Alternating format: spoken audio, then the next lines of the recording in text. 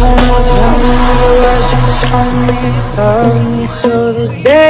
gotta convince myself I don't want it, even though I do.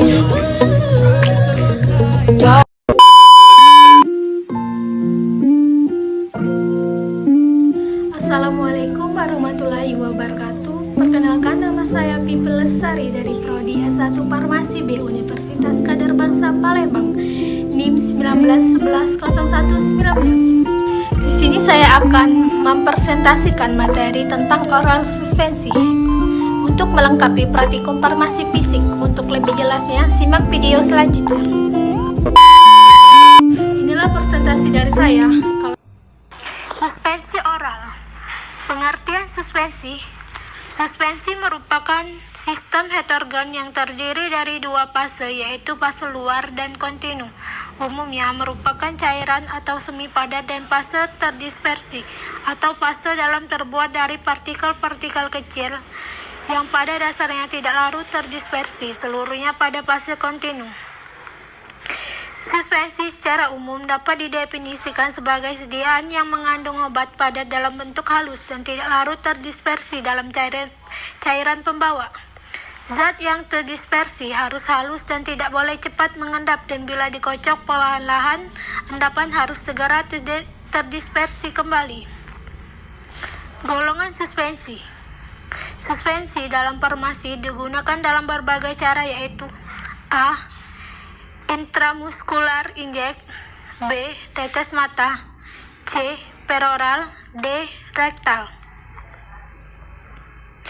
Suspensi oral adalah sediaan cair yang mengandung partikel padat yang terdispersi dalam pembawa cair dengan bahan pengaroma yang sesuai dengan ditunjukkan untuk penggunaan oral. Ada beberapa alasan pembuatan sediaan suspensi oral. Salah satunya adalah karena obat-obat tertentu tidak stabil secara kimia bila ada dalam larut, dalam stabil bila didispensi. Selain itu, untuk banyak pasien, bentuk cairan lebih banyak disukai daripada bentuk padat atau tablet dan kapsul.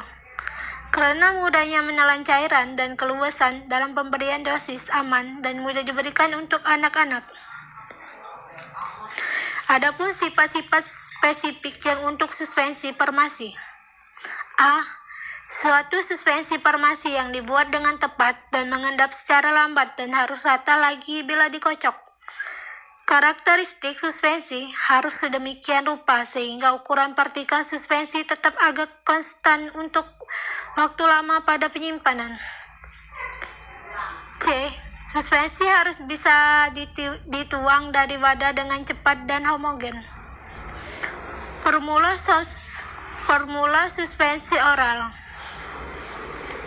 Formulasi sediaan suspensi terdiri dari R atau zat aktif, pensuspensi, zat tambahan, zat pengawet, pendapar, pembasah, zat penambah rasa, zat penambah warna, zat penambah bau, zat pembawa.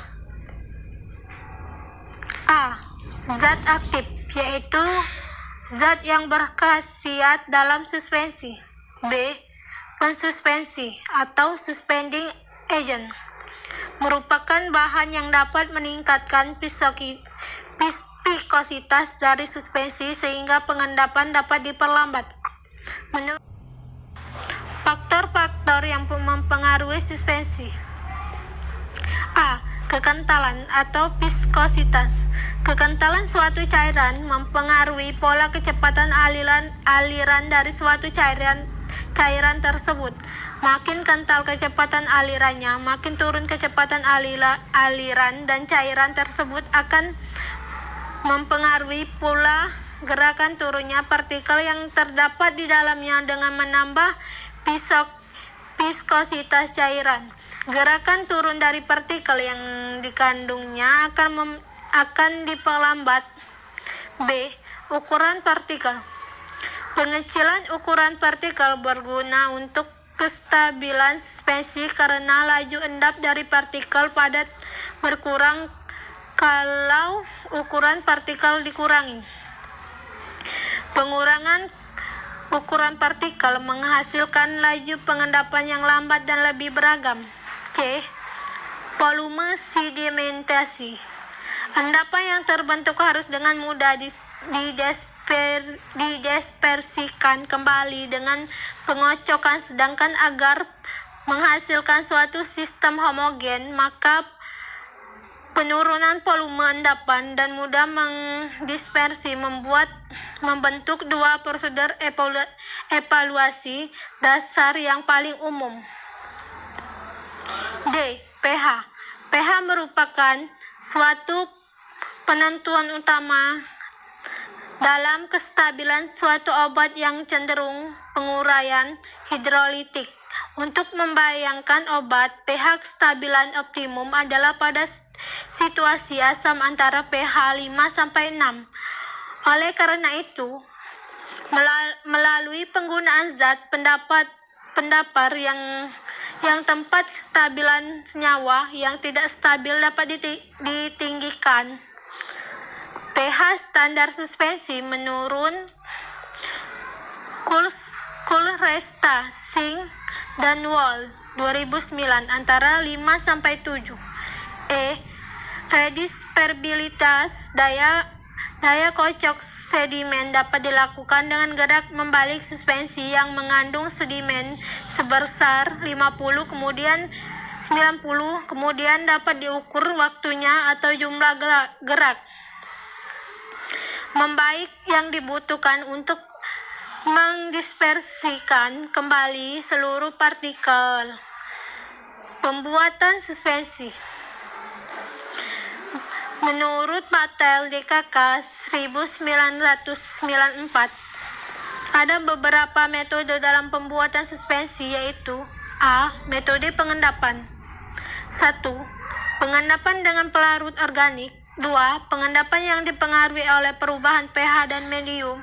3. Penguraian rangkap.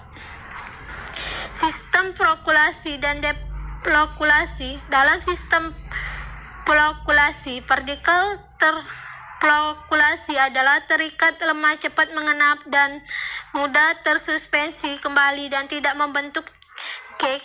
Sedangkan pada sistem deplokulasi, partikel terdeplokulasi mengenap perlahan-lahan dan akhirnya membentuk sedimen dan terjadi agregasi, dan selanjutnya cake yang keras dan sukar tersuspensi kembali. Pada sistem flokulasi, biasanya mencegah pemisahan yang sungguh-sungguh tergantung pada kadar partikel padat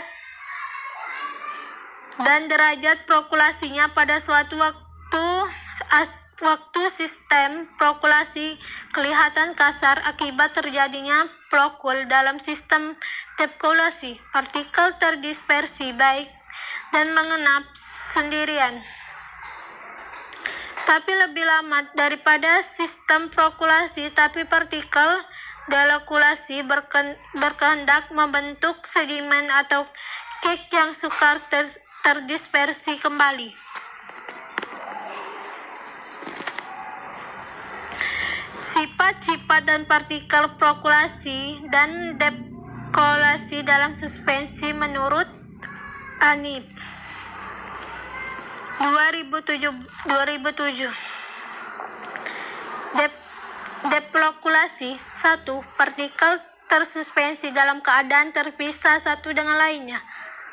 Flokulasi, partikel merupakan agregat yang bebas. 2. Sedimentasi lambat. Masing-masing partikel mengenap terpisah dan ukurannya minimal. Flokulasi. Sedimentasi cepat. Partikel mengenap sebagai flok, yaitu kumpulan partikel. 3. Deplokulasi. Sedimentasi terjadi lambat. Flokulasi. Sedimentasi terjadi cepat. Deplokulasi. 4. Akhirnya sedimentasi akan membentuk cake agregat yang sukar terdispersi kembali. Flokulasi. Sedimentasi terbungkus bebas membentuk cake yang keras dan padat dan mudah terdispersi kembali seperti semula. 5. Deplokulasi. Wujud suspensi menyenangkan karena zat tetap tersuspensi dalam waktu relatif lama meskipun ada endapan cairan atau tetap berkabut. Flokulasi, wujud suspensi kurang menyenangkan sebab sedimentasi terjadi cepat dan di atasnya terjadi daerah cairan yang jernih. Pengemasan dan penyimpanan. Semua suspensi harus dikemas dalam wadah mulut lebar yang mempunyai ruang udara yang menandai di atas cairan sehingga dapat dikocok dan mudah dituang. Kebanyakan suspensi harus disimpan dalam wadah yang tertutup rapat dan terlindungi dari pembekuan. Panas berlebihan dan cahaya. Suspensi perlu dikocok setiap kali sebelum digunakan untuk menjamin distribusi zat yang merata dalam pembawa sehingga dosis yang diberikan setiap kali tepat dan seragam.